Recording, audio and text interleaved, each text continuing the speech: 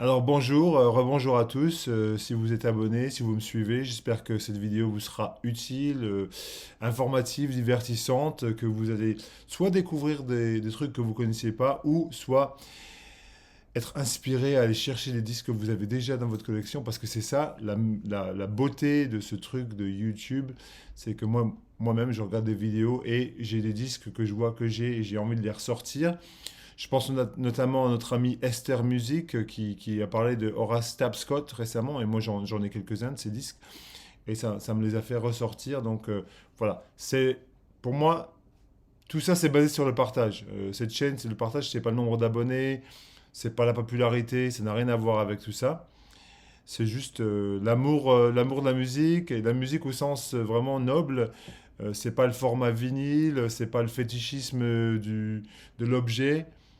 Les objets sont beaux, c'est vrai, on est fasciné, on est omnubilé par les pochettes, il y a un truc qui est quand même magique avec le vinyle, mais dans l'esprit du truc, c'est vraiment la musique et partager la musique. Donc, cette semaine, j'ai récupéré ma platine. Finalement, je suis très très content parce que ça faisait quelques semaines que je pouvais plus jouer de disques vinyle.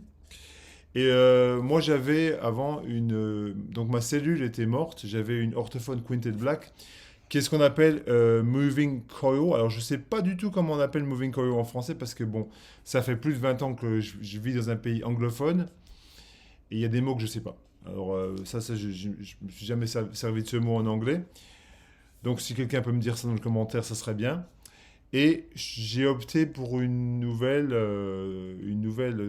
cellule qui est une Audio-Technica 80 OC9XSL, donc qui est une cellule de très très bonne facture. Bon, Moving Coil, c'est plus cher que Moving Magnet, on est bien d'accord, mais moi je trouve qu'il y a quand même plus de détails. Et pour quelqu'un qui a une collection de la taille que de la mienne, je dirais que avoir un bon équipement, c'est quand même le b.a.-ba.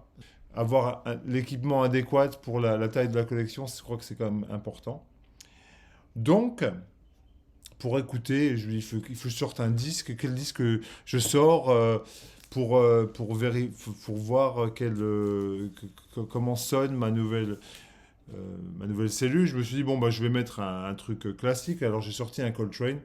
Coltrane Plays the Blues, qui est excellent, un des premiers Coltrane sur Atlantic. Et puis les deux premières chansons sonnaient, ça m'inspirait pas grand chose qui vaille, donc je l'ai enlevé. Puis je me suis dit, je vais mettre un truc que je connais sur le bout des doigts. Alors j'ai regardé dans mon étagère, et puis le premier truc qui m'a sauté aux yeux, c'était ce disque de Nick Drake, Brighter Later, que je connais, mais de fond en comble, je le connais sur le bout des doigts. Alors Nick Drake, je pense que tout le monde connaît, hein, c'est pas non plus une trouvaille. Et pour moi, c'est mon disque préféré de Nick Drake. Je le connais vraiment intimement. Et donc, je connais tous les détails. Et puis, quand je l'ai mis, je me suis rendu compte que la cellule sonnait vraiment. Bon, il faut une trentaine d'heures pour que le son sorte vraiment bien. Mais pour moi, moi c'est mon préféré, Nick Drake. Juste parce qu'il y a Northern Sky dessus, avec ce piano céleste magique de John Cale. Enfin bon, voilà, pour moi c'est la classe. Ça met tout est. Enfin, je veux dire, c'est tellement. On sait pas d'où ça. Enfin, moi, j'écoute ça, je sais pas d'où ça sort. Ça sort oui, d'un monde enfin voilà, je sais pas comment décrire Nick Drake. Pour moi, c'est un artiste que j'adore et puis que j'adorais toujours. Donc je continue. J'ai lu un commentaire d'un abonné, Oliver Twist Again, si tu me regardes, bon, je te fais un petit coucou. Et puis il me parlait de Popol Vuh, qui est un groupe allemand que j'adore aussi. Enfin, c'est un groupe, c'est très unique, hein, Popol Vuh. C'est de la musique un peu new agey, ambiante, psychédélique, avec des côtés musique indienne un peu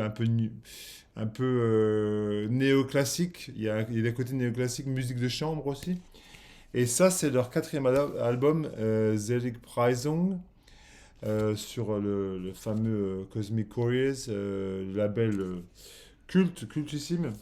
Donc c'est leur quatrième album. C'est l'album qui a suivi leurs deux chefs-d'œuvre, donc Indian Gate and Sparrows et Oceana Mantra, qui sont des albums absolument. Enfin, moi, je veux dire, je ne peux pas en parler parce qu'on pourrait passer trois vidéos à faire ça. C'est le groupe de Florian Fricke, un génie absolu. Enfin bon, voilà, c'est du rock planant allemand, on va dire. Enfin, non, c'est pas du rock, c'est de la musique ambiante planante allemande de haute voltige.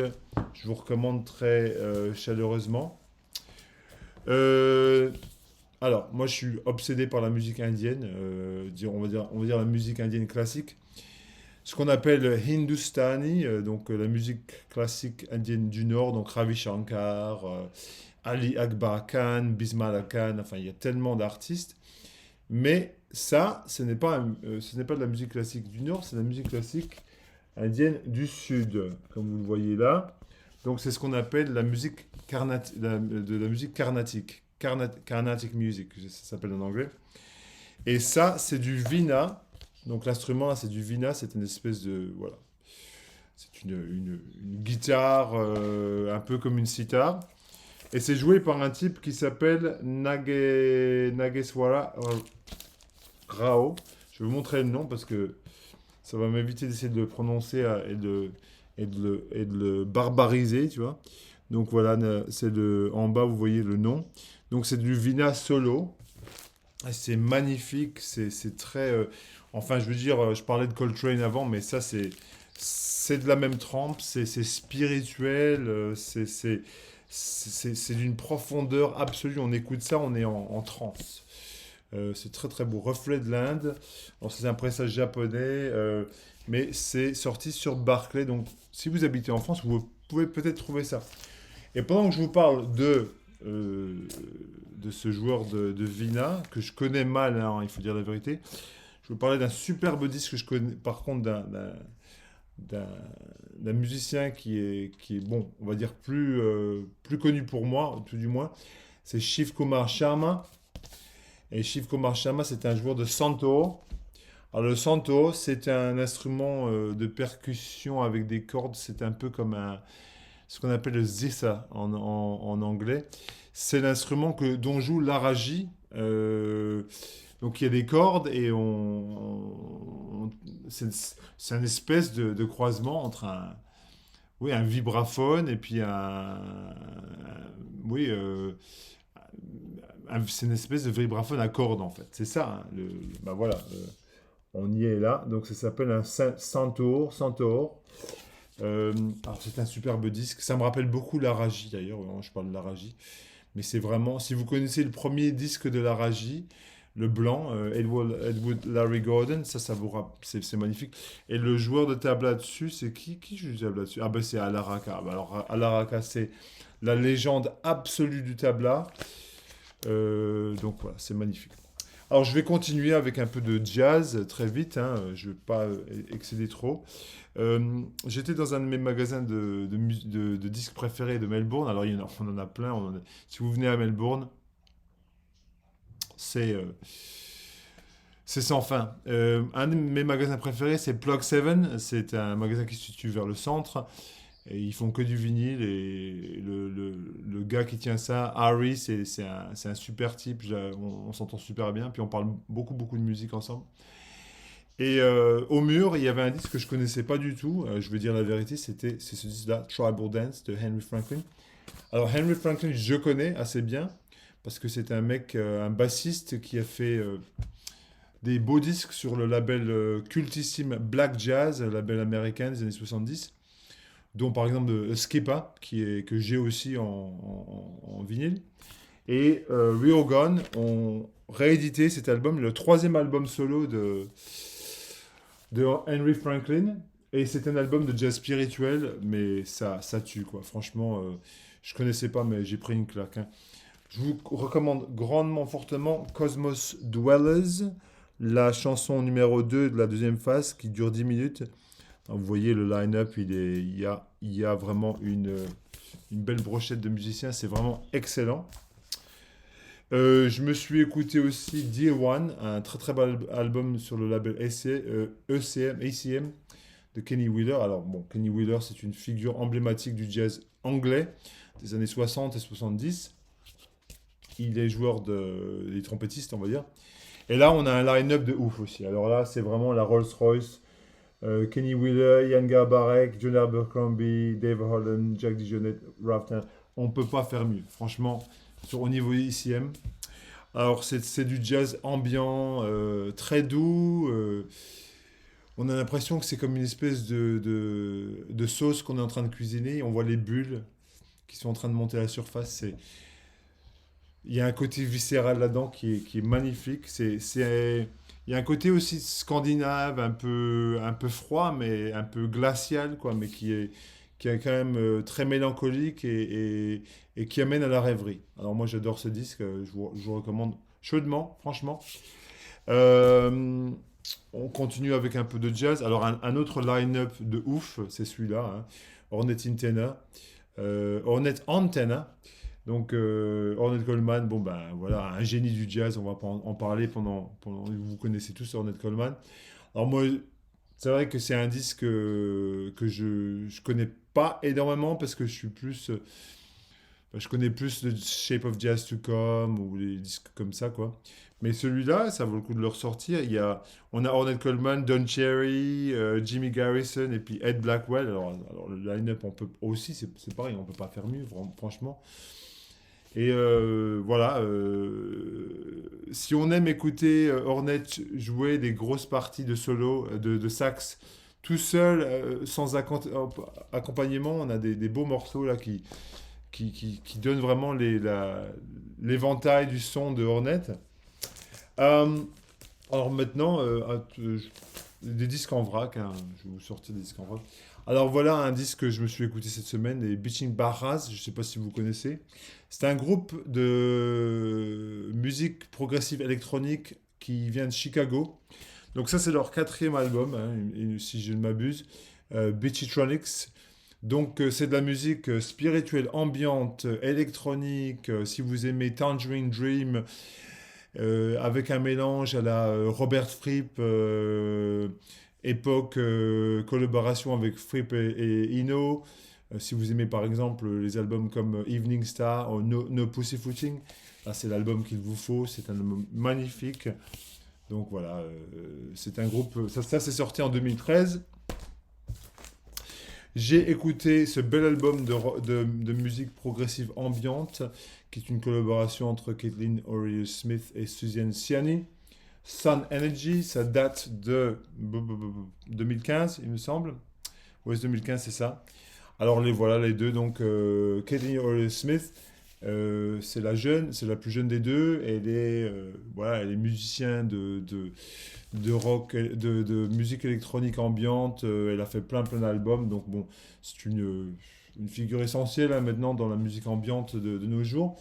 Et Suzanne Ciani, bon ben elle, par contre, c'est la grande musicienne électronique des années 80. Elle a fait plein de trucs assez hallucinants. Je vous encourage à écouter Seven Waves, son album. Donc ça, c'est une très très belle collaboration. J'ai ressorti un bel album de jazz australien des années 70, comme le titre l'indique. Donc ça, c'est une série. Et ça, c'est vraiment le meilleur album de cette série. C'est le Ted Vining Trio Plant. C'est quand même des très très beaux disques, hein. Alors là, c'est pareil, c'est de la grande classe. Donc alors ça, c'est vraiment un des meilleurs disques de jazz australien qui existent, hein, je ne vais pas vous mentir. Et c'est pas des disques qui sont très abordables au niveau prix maintenant, hein, c'est des disques à trois, comment dire, à trois chiffres maintenant. Mais si vous avez l'occasion d'écouter ça sur YouTube, pourquoi pas, hein. Il y a une très belle interprétation de Impressions de John Coltrane que vous allez beaucoup aimer, je pense. Et donc Ted Vining, lui, c'est un batteur. Il est très très connu sur la scène de jazz australienne. Euh, je vous recommande. J'en ai quelques-uns d'autres, hein. Je vais me dépêcher. Alors, je me suis réécouté ça. Alors ça, c'est vraiment des disques que vous trouvez vraiment pas cher en France, je pense, hein, si vous habitez en France. Parce qu'America, c'est un label français, hein, déjà. Donc c'est un label qui a sorti des grandes disques de jazz, dont, enfin je sais pas moi, j'ai plein de disques sur American, Pharoah Sanders, plein de trucs comme ça. Et The Source, vraiment, c'est un disque qui est sous-apprécié, moi je pense à 100%. Donc, il y a déjà un super groupe, hein, comme vous pouvez voir, avec Kenny Drew, avec Kenny Clark, enfin voilà, Johnny Griffin. Ça, c'est vraiment un super, super, super groupe si vous connaissez le jazz. Alors, Manteca, la chanson qui commence l'album, c'est du jazz latin de haute facture. Hein, vraiment, c'est la grande classe. Hein. Je vous encourage, c'est un très, très beau disque d'Izzy Gillespie. Euh, Puis je vais finir avec trois disques qui sont un peu, qui sont un peu des disques classiques. Parce que moi j'adore la musique classique, j'en écoute beaucoup, beaucoup. Alors ce matin je me suis écouté par exemple euh, Moonlight Sonata et puis Pathétique de Beethoven. Donc ça c'est un disque de piano solo. C'est vraiment, vraiment, vraiment magnifique. Enfin je veux dire, moi, pour moi le piano c'est l'instrument ultime dans la musique. C'est l'instrument qui peut donner toutes les humeurs, toutes les tonalités. Et c'est un côté percussif aussi. Je pense que le piano solo, c'est là qu'on voit vraiment à quel point quelqu'un est doué. Je veux dire, moi j'écoute du Keith Jarrett ou Niels Fram ou Yann Tiersen, on parle de Yann Tiersen. Et on écoute des disques comme ça et on se dit vraiment, parce qu'on peut pas, on peut pas se cacher. C'est magnifiquement fait. Donc c'est très très joli. Un autre disque de piano qu'il faut absolument, que je vous recommande alors à 150%. C'est ce disque de... alors, elle s'appelle Emaoi Tsege Mariam Gebrou. Donc, c'est son nom. Hein.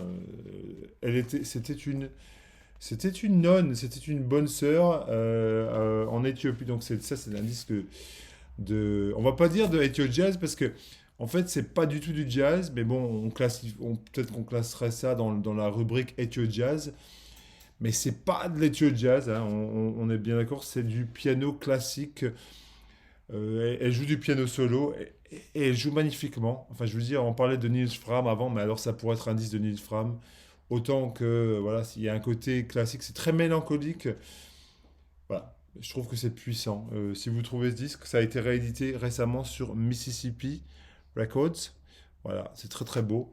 Donc, Emaoi Sege Marianne Gebrou. Et le dernier, bon ben, pour moi c'est une idole absolue, Bella Bartok. Hein, c'est le Coltrane de la musique classique, hein, moderne. Donc c'est le concert de violon numéro un, voilà, avec Yehudi Menuhin, le génie. Je vais finir avec ça. C'est très très beau, c'est très joli. Je vous embrasse tous. J'espère que vous êtes en bonne santé, que vous n'avez pas été trop touchés par la tempête. Laissez-moi des commentaires, voilà. Et puis j'espère que voilà, on échangera. Excellent. Allez, salut.